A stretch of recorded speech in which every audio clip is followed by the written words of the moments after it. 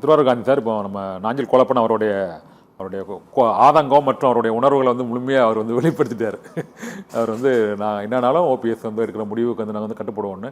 ஆனால் அவருடைய இந்த முடிவுக்கு காரணம் வந்து இபிஎஸ் டிடிவி ஆகியோருடைய முடிவும் ஓபிஎஸ் இந்த பாரதிய ஜனதா கட்சியும் அதிமுகவும் ஒட்டுமொத்தமாக அவருக்கு அந்த அவரோட எந்த விதமான தொடர்பும் இல்லாமல் அவரை துண்டித்ததும் தான் அவர் இந்த நிலைக்கு எடுப்பதற்கு நீங்கள் தாமதம் சொன்னீங்களா, ரொம்ப தாமதம் எடுக்கிறாருன்னு நான் சொல்கிறேன். இதுவரை அவர் வெயிட் பண்ணி பார்த்தார், பல முறை பிரதமர் நரேந்திர மோடியை சந்திக்கிறதுக்கு முயற்சி பண்ணார்.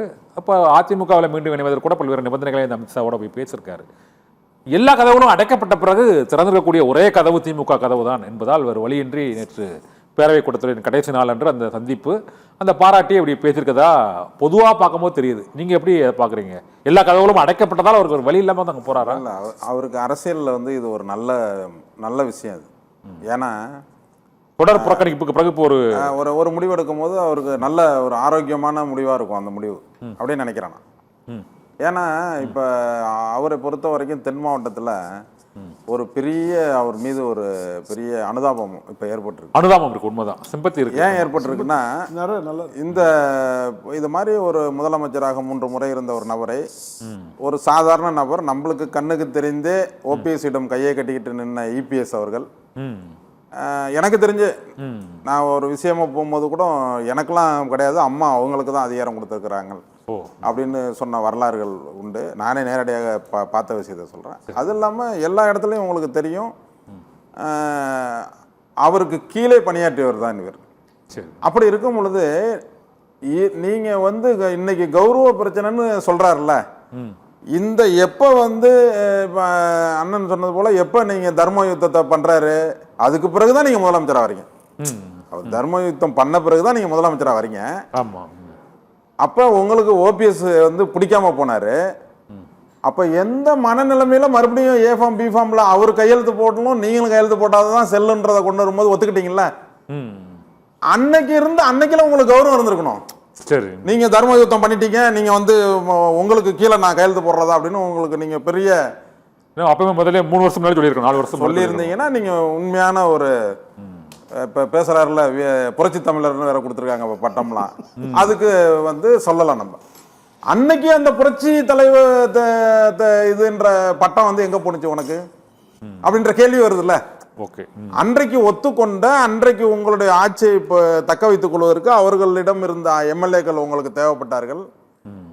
அப்ப அவர்களை முழுமையாக பயன்படுத்தி கொண்டு இப்போ இன்றைக்கு வந்து தேர்தலில் வந்து நான் உங்கள்ட்ட சென்ற முறையே சொல்லியிருக்கேன், 2 தேர்தலா பாத்தீங்கன்னா தமிழகத்தில் நடந்த 2 சட்டமன்ற தேர்தலும் 2 லட்சத்திலிருந்து 3.5 லட்சம் வாக்கு வித்தியாசம் தான் தமிழ்நாடு முழுவதும். ஒரு டிஃபரன்ஸ் 2க்கு உரிமை இருக்கு. நீங்க 500 ஓட்டு 1000 ஓட்டு பலனா பாதிப்பா என்ன நினைக்கிறீங்க? அதனால அந்த மாதிரி ஒரு இந்த ஓபிஎஸ் வந்து திமுகவுக்கு சென்றால் இந்த தென் மாவட்டத்தில் எனக்கு தெரிந்து டெல்டா மாவட்டங்கள்ல ஒண்ணு இருக்காதா? அதுதான் மைத்திலிங்க வந்துட்டாரா? சரி, அந்த இடத்த அவர் ஃபுல் பண்ணிட்டாரு. சரி, தென் மாவட்டங்களில் அதிமுக வந்து மிக வலிமையா இருந்த காலங்கள் எம்ஜிஆர் புரட்சி தலைவர் காலத்திலிருந்து தென் மாவட்டம் தான் கை கொடுக்கும். நீங்க மதுரைக்கு அந்தாண்ட பாத்தீங்கன்னா அதிமுக வீழ்த்தவே முடியாது. அப்படி இருந்த அதிமுகவை இந்த ஓபிஎஸ் என்ற 3 எழுத்து திமுகவிடம் சென்றால் மிகப்பெரிய தோல்வியை அதிமுக அங்க சந்திக்கும். தென் மாவட்டத்தில் சொல்றேன். இதுல பாருங்க, இப்ப அதிமுக 2 விஷயத்துல பெரிய பேடன் இருக்கு. ஒரு பக்கம் இந்த ஓபிஎஸ் திமுகவுக்கு சப்போர்ட் பண்ணி வந்தால் தென் மாவட்டத்தில் இருக்கிற முக்குளத்தோர் சமுதாய ஓட்டு முழுவதும் எனக்கு தெரிஞ்சு ஒரு 70% ஓட்டை அவருடைய அணிக்கு தான் போகும். அது அதிமுகவுக்கு வருகின்ற ஓட்டு வங்கி எப்பயுமே கிட்டத்தட்ட புரட்சி தலைவர் காலத்திலிருந்து புரட்சி தலைவி காலத்திலிருந்து அந்த ஓட்டு வங்கி அப்படியே இருக்குது. இப்ப அவர்கள்லாம் என்ன பண்றாங்கன்னா, நம்ம சமுதாயத்தை சேர்ந்த ஒரு தலைவரை இவர் இது மாதிரி ஒரு முதலமைச்சரா 3 முறை முதலமைச்சரா இருந்தவரை ஒரு கட்சியில உறுப்பினராக சேர்த்துக்கன்னு சொல்றாரு ஓபிஎஸ். நீங்க கடைசி பேட்டியை பாத்தீங்கன்னா, நான் எந்த பதவியும் கேட்கலங்க, என்ன கட்சியில உறுப்பினரா சேர்த்துக்குங்க அப்படின்னு சொல்றாரு. நீங்க அதற்கே முன்வரவில்லை என்றால் அப்ப எங்க சமுதாயத்தால் நீங்கள் வெற்றி பெற்று உங்களை முதலமைச்சர் ஆக்கினாங்க. நீ என்ன முதலமைச்சர் வேட்பாளர் என்ன வேட்பாளர் முதலமைச்சரானாரு? எங்களுடைய சமுதாயத்தைச் சேர்ந்த தலைவர்கள் எல்லாம் சேர்ந்து உங்களை உருவாக்கினார்கள், முதலமைச்சராக செய்தார்கள், உருவாக்கல, நியமனம் செய்தார்கள்.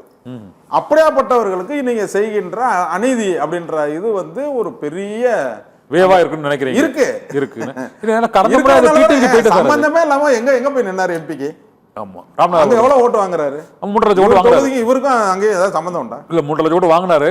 இது நான் என்ன சொல்றேன்னா, இது கடந்த 2021 தேர்தலில் டிடிவி தினகரனுக்கு அந்த அமமுக ஒரு கணிசமான ஓட்டு விழுந்தது சார். கடையநல்லூர் தொகுதியில் 30,000 ஓட்டு இங்க விழுந்து. அது இப்போ ஓபிஎஸ் விழுந்து நினைக்கிறீங்க? நான் சொல்றது வந்து யார் மீது அனுதாபம் வருகிறதோ அவர்களுக்கு தான் அந்த ஓட்டு செல்லும். ஓ சரி சரி. புரியுதா இல்லையா உங்களுக்கு?